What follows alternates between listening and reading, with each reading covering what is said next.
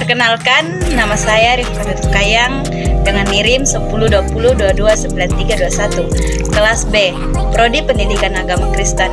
Di sini saya membuat video untuk memenuhi mata kuliah Etika Kristen tentang plagiasi yang dilakukan oleh dosen.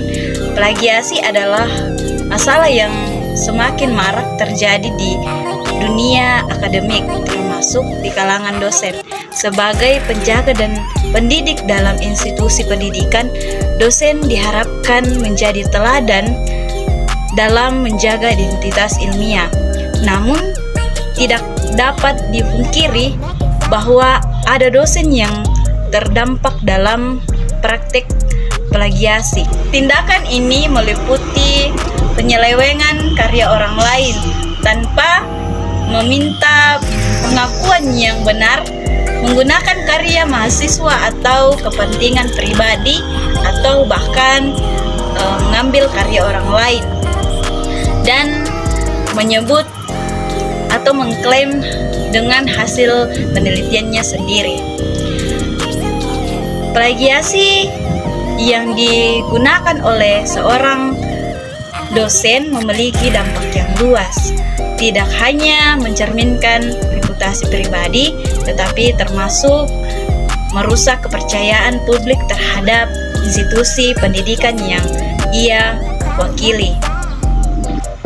Dalam pandangan Etika Kristen mengenai plagiasi yang dilakukan oleh dosen adalah tindakan yang sangat bertentangan dengan ajaran moral yang diajarkan oleh Alkitab. Dalam Kristen, kejujuran adalah salah satu pilar utama kehidupan moral.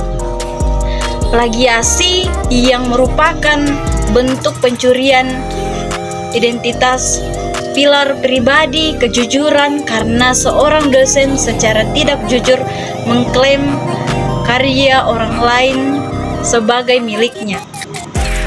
Dari perspektif etika Kristen, ada beberapa prinsip moral yang diajarkan oleh Alkitab seperti berikut.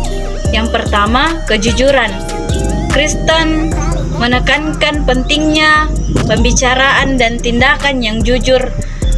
Plagiasi adalah kebohongan karena mengambil karya orang lain dan mengklaimnya dengan miliknya sendiri. Dalam ayat penekanan Amsal 12 ayat 22 menegaskan bahwa bibir dusta adalah kekejian bagi Tuhan, tetapi orang yang berlaku setia disayanginya. Yang kedua, keadilan. Dalam ajaran kekristenan, berlaku adil terhadap sesama manusia sangat penting. Mengenai plagiasi yang dilakukan oleh dosen, Etika Kristen memandang pelanggaran yang sangat serius karena merusak reputasi, keadilan, dan kejujuran yang merupakan pilar penting dalam kehidupan orang Kristen. Selain itu, Etika Kristen menekankan penghargaan terhadap talenta dan pemberian Tuhan. Setiap manusia dianugerahi kemampuan dan talenta yang unik yang harus dilakukan dengan kebijaksanaan dan penuh tanggung jawab.